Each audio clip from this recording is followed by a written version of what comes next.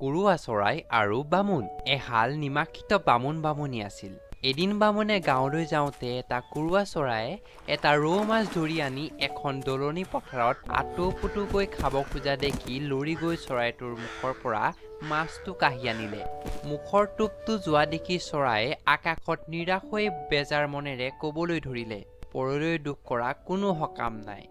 সেইদিনাৰে পৰা কুৰুৱাটোৱে একো নকৰি সদায় মাছটোৰ কথাকে ভাবি থাকে আৰু বামুণক হাও দি আপোনা আপুনি কয়, মোক যেনেকৈ তই নিৰাশ কৰিলি তয়ো তেনেকৈ নিৰাশ হবি।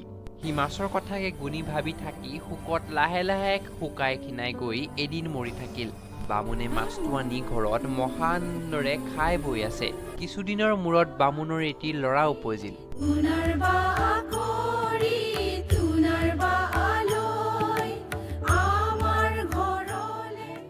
ল'ৰাটো এনে ৰূপ হৈ উঠলি আহিছিল যে তাক যে দেখে সেয়ে কোলা লবলৈ বিচাৰিছিল। বামুণ-বামুণীয়ে ল'ৰাৰ মুখ দেখি ভোক পিয়াহলৈ পাহৰিছিল।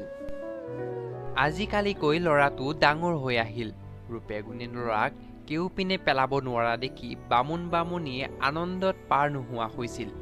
আপুতৰ পুত হৈ ল'ৰাটি ইমান মোৰ লগা হৈছিল যে বামুণ-বামুণীয়ে তাৰ হৈ সদায় নিজৰ দেহকে দিবলৈ আগ কৰি থৈছিল। ল'ৰাটি সফল ডেকা হওঁতেই বিধতাৰ বিৰম্মতাত নিঠুৰ কালে বামুণ-বামুণীৰ বুকু ডঙাই তাক মাৰি থৈ গুচি গ'ল। যিদিন ধৰি ল'ৰাটি মৰিল সেইদিন ধৰি বামুণ-বামুণীয়ে চকুৰ লো নুগুচা হ'ল। দুয়ো শোকত খাৱন গুচিল আৰু ৰাতিয়ে দিনে দুয়ো নিজৰ হিয়া দুনি আধা মৰা হ'ল।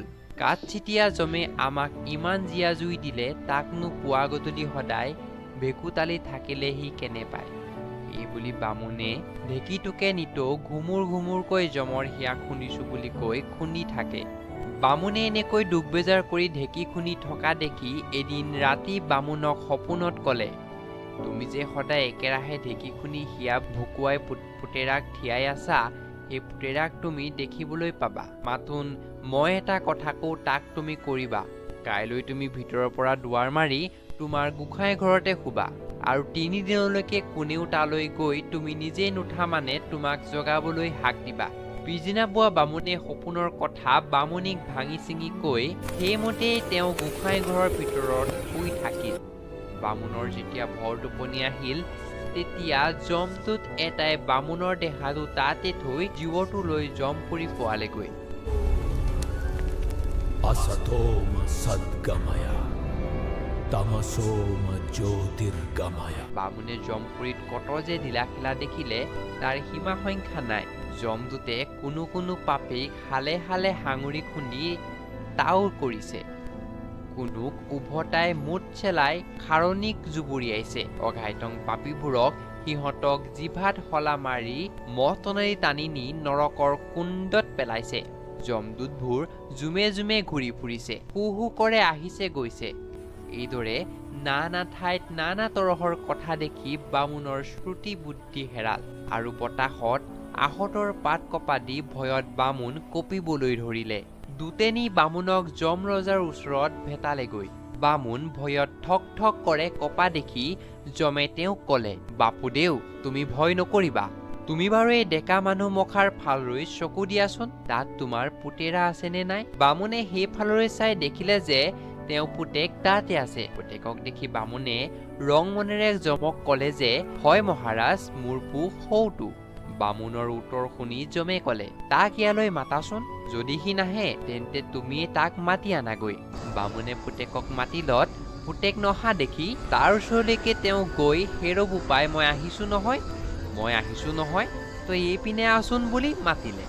বামুণে এইদৰে 3-4 বাৰ মতাতো পুতেক তেওঁফালে উভতিকে নোচোৱাত তেওঁ তাক হাতেৰে ঘুকুটা মাৰি ক'লে, হেৰবু পাই এইফালে চাচোন, মই তোৰ বাপেৰ। পুতেকে এই কথা শুনি বাপেকৰ ফালে চাই বেজেৰা মাতেৰে কবলৈ ধৰিলে, তই মোক কৰ পু পাইছিলি ঐ, মই তোৰ পুতেৰ নহওঁ। তাহানি যে তই কুৰুলা চৰাইটোক বেজাৰ দি তাৰ মুখৰ টুপটি কাঢ়ি লৈ গৈছিলি, তাৰ পুতক তুলিবলৈহে মই তোৰ পুতেৰ হৈ জনম ধৰিছিলো। মোৰ মনত তই যেনেকুৱা জুই দিছিলি তোৰ মনতো মই তেনেকুৱা জুই দি গুচি আহিলো। পুতেকৰ উত্তৰ শুনি বামুণে মন মাৰি তাৰ পৰা গুচি আহি যমৰ আগত ক'লে যে সেইটো মোৰ পো নহয়। বামুণৰ কথা শুনি যমে তেওঁক ক'লে, তোমালোকে মোক অকাৰণতে দুখ দিছিলা, এতিয়া দেখিলা কাৰ দোষ?